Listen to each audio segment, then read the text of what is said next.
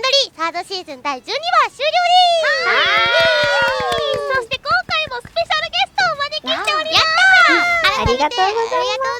す。自己紹介お願いしてもいいですか？レザスレンキーボード担当パレオ役のクラッチレオです。レオさん。そして同じくレイザー水蓮 DJ 担当主役のつぶきりさです。よろしくお願いします。お願いします。いや、ということで、今日はねいろいろ聞かせていただきたいなって思うんですけど、早速インタビュー行ってしまってもよろしいですか？よろしいです。お願いします。今回3期はすごいレーザー水蓮チュチュのねイメージが変わったと思うんですけど、演じる上で変化ってありましたか？もうなんだろうなんか意図的に変わらせようとか思うんじゃなくて、もう台本読んでるともう意図もしないでどんどん変わってってやっていくうちにいろんな経験を踏んで、すごいなんだろうな、いつ頃から10話あたりからかな、急にもうなんかやっぱりパレオがね出てっちゃってから事の重大さに気づきのなんか柔らかくなっていきました。とってもうちの子。そうですよね。チュチュちゃんは自分で演奏するパワーがないってずっと言い続けてるじゃないですか。具体的にはその理想に届かないとかそういうことなんですか？なんか私どこまで反映されてるかわからないんですけど、私がその脚本家さんとかそのプロデューサーさんから聞いたお話だと、手がちっちゃかったりとかして、なかなかうまく演奏、ピアノだったりバイオリンギターだったりうまく演奏ができない、なんかそう理想とするものが上だからこそ届かないことがすごい悔しくて、自分にその演奏する技術が伴っていないんだったらもう作り手側に回って最強を目指すわみたいな感じになったらしいです。プライド高いですよね、チュチュちゃん。確かに。一歩間違えたら悪口みたいな。いや全然理想がすごい。ちゃんとある。すごいコンビ感が素晴らしいわ。素晴らしいでございます。ラブちゃん。お二人もすごいコンビネーションがいいなって思ってるんですけれども、やったー。劇中でもねチュチュちゃんとパレオちゃんすごい仲良しでいいなって思うんですが、レオちゃんから見たチュチュさんの魅力、チュチュさんってチュチュちゃんさん付けされて魅力ぜひお聞かせください。はい、そうですね。やっぱりずっとこうまっすぐに父は父なりの信念を持ってこうラスっていうバンドを動かしてたりとか、音楽に向き合ってるっていうのが、そこずっと曲げないっていうのがすごいなって思っていて、で加えてですよ、3期の10話11話あたりでこう人からの意見もこう取り入れられるようになったというか、こう柔らかくなって、もう他の人のこともちゃんとなんだろ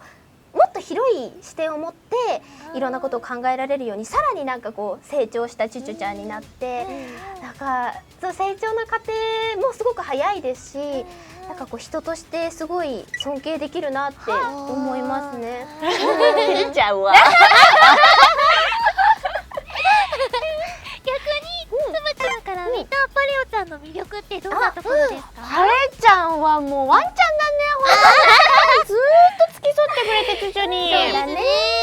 なんだろう、やっぱアニメとかではやっぱ描かれてない部分だったりはするんですけど、そのコミカライズの方が出ててラスの、そこではその2人のね出会いだったりとかそういうところもあるんですけれども、まあずっとねニューバラさんとして生きてるところにチュチュがスカウトして、そこからねもうガラッと変わったよね。パレオっていうものを生み出して、すごいメイドをメイドチックにやってくれてたりするんですけど、まあそれだけねチュチュのことをね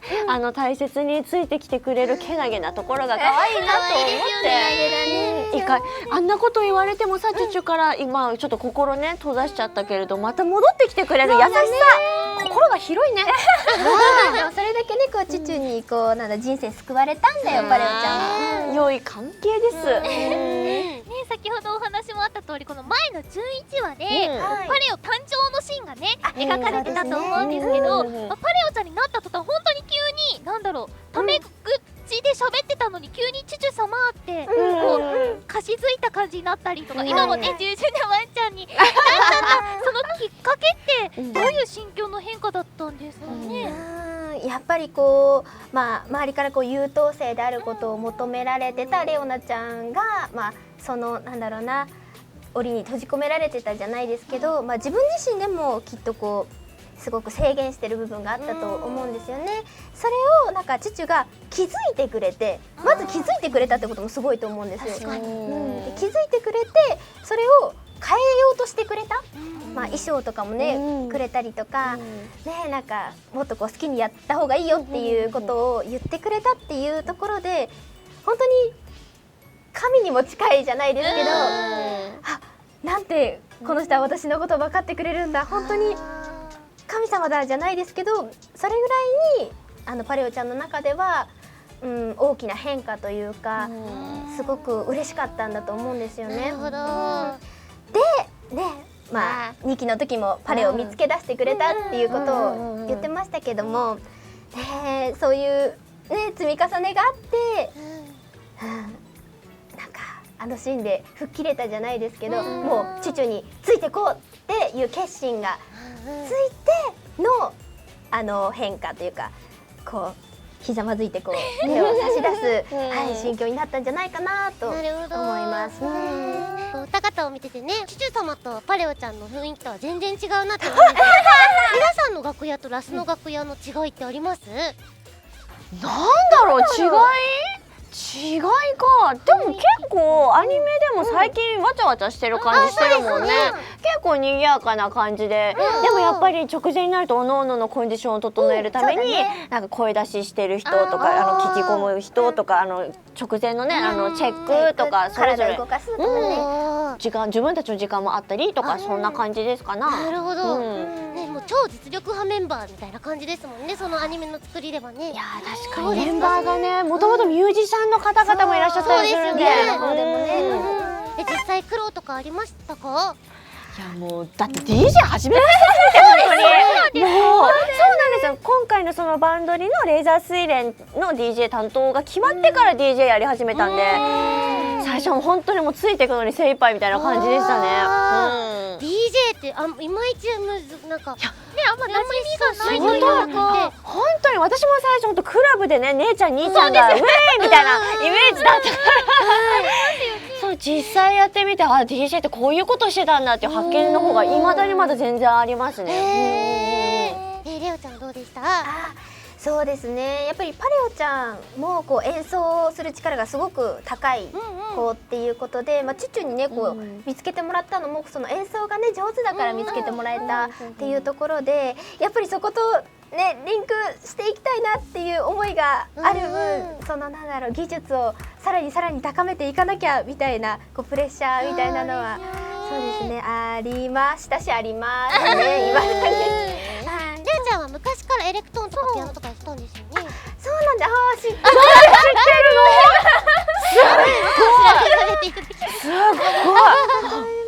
そうなんです。バンドとかはしたことなかった？バンドはなかったです。なのでこう人と合わせるっていうことが、他の楽器とか合わせるってことがなかったので、やっぱバンドって全然こうクラシックともそのエレクトーンとも違って、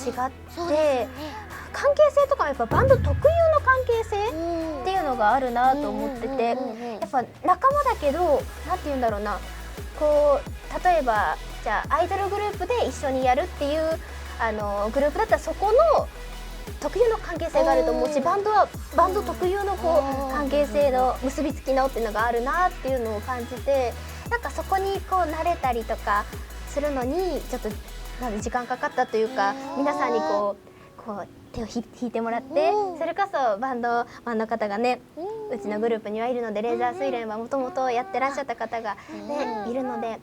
もう皆さんに手を引いていただいてっていう感じですね。全然話変わっちゃうんですけど、そのライブ映像拝見させていただいた時に、ありがとうございます。レオちゃんのそのピアノを弾いてる時のパフォーマンスがすごいかっこいいというか可愛くて、本当になんかいつも気づけば見ちゃうみたいな、キャッチャンみたいなところとか、キャッチャンみたいな手とかすごいなんか一挙一動がすごいバシッと決まってて、すごいって思ったし、そうつ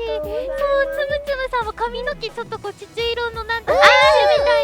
いな入れて、愛ちゃんたちと一緒だわ。いや、ほんとステージング見てなんかラスが実在している嬉しいな。ありがとうございます。ちょっとオタクムーブしてる。そうラス激推しなのでね。実はもうテンションが上がっております。そんなこと言ってくれちゃった。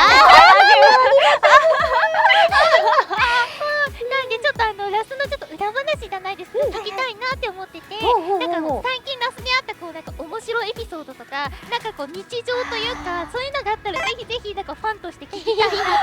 あったあります何つむつむの話なんですけどこの前ラスでラジオもやらせていただいてるんですけどラジオライオットっていうのを響さんで響ラジオさんで配信しているんですけれども、そちらの収録の楽屋収録前の楽屋があってそこでこの袖のここに助動詞ってつけたシールを助動詞って書いたシールを貼っつけてるつむつむがいて、みたいな、それ何みたいな。なんか英語のね勉強をしてるらしいんですよ。その勉強してるなんか付箋なのかなあれはに助動詞って書いてここにちょっと貼っつけたままにしてたので、頑張りやすい。シールつけがちなんですよ本当に。その時は助動詞だし、ライブ中もつけっぱで出ちゃって一回あったね。なんて書いてあるシールですか？カップラーメンの下の留めシール。あれをストッキングの中に入れてついたままず。中にですか？ここね、どのタイミングで気づいたんですか？それは終わってからです。終わって出てきてメイクさんになんかつむつむ足になんかついてるよって言われて見たらカップラーメンと同じ。つむつむなんだかね、まあバレなきゃいいんだ。ギリギリねいつもこう DJ 宅に足をねつむつむ上げてるんですけど、その足の逆足についてたんで大丈夫だったんです。見えてません。よかった。いろいろありそうですね、つむつむ。大変だ。大変だわ。ちょっともう最後になってしまうんですけど、つむつむとレオちゃんにとってラスってどんな存在ですか？命。もう本当になんだろうなんかもう家族みたいなもんだよね。そうだね。リハとかするときにそのスタジオ入るとなんか家に帰ってきた安心感みたいなやつがあって、あるね。ある。ほっこりするんだもん。ママもパパも姉ちゃんも妹もいてみんなそれぞれ。家族構成どんな感じなんですか？チルさんはねママです。レイチェルさんはもうおにぎり作ってくれるんですもん。美味しいんだよね。でドラムの夏目さんがパパ兄ちゃんかパパみたいな感じだよね。でギターの小原莉子さんがお姉ちゃんかな。で妹みたいな感じかな。一番末っ子なんだレオちゃん。妹かな感じがしますな。いいですね、ほんわかしてますね。一緒にいる時間も長いですもんね。確かにそうね。リハとかで週1は絶対会ってるんで。そんなにですか？そうなのですよ。合ってますね。いやレオちゃんにとってのラスは？確かに私もでもそうですね、家族であり仲間であり、本当に魂を捧げる場所じゃないですけど、なんかラスのそのメンバーとの関係性もそうですし、やっぱラスじゃないとできないことっていうのはたくさんあって、それはステージの上とかでもそうですけど、なんか魂を解放するじゃないですけど、そういうことができる場所でもあるし、大切な場所であり大切なチームだなっていうのを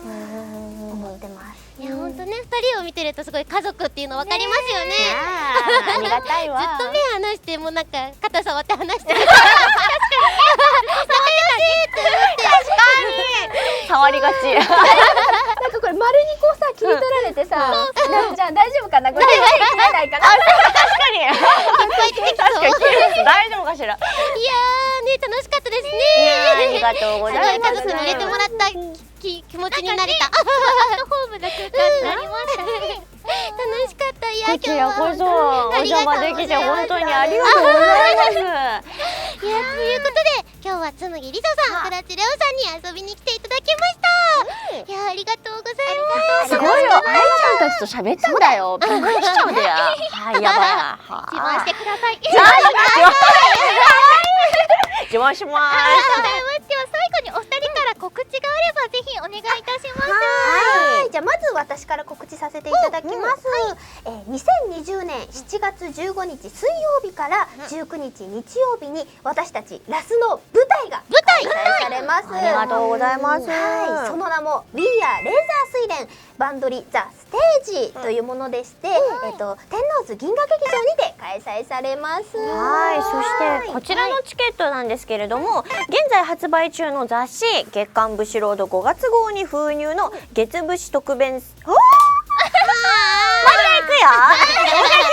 月武士特別選考抽選応募申し込み券でご応募できますので、はい、言えたわ。皆さんぜひぜひご応募をしてくださいませ。よろしくお願いいたします。いやー楽しかった。